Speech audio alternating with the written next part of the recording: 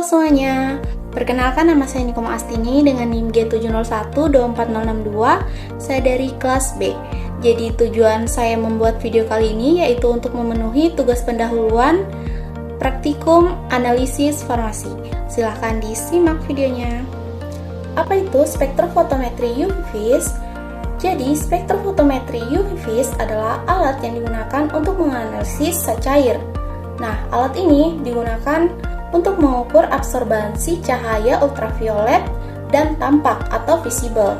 Nah, panjang gelombang pada cahaya ultraviolet sekitar 200-400 nanometer, sedangkan panjang gelombang pada daerah visible sekitar 400-800 nanometer.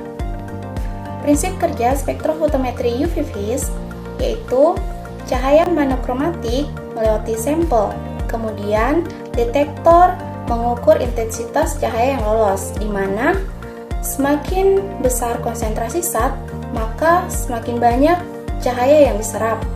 Bagian-bagian komponen spektrofotometri UV vis.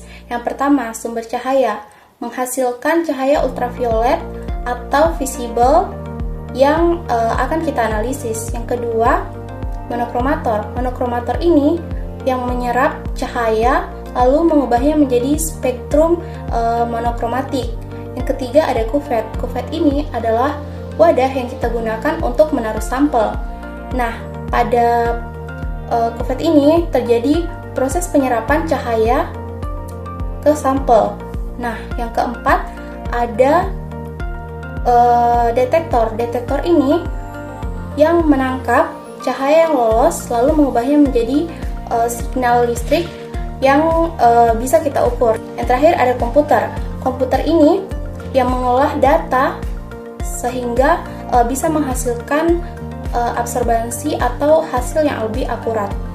Jenis-jenis spektrofotometri UV vis. Jadi spektrofotometri UV vis terbagi menjadi 3, yaitu single beam, double beam, dan diode array.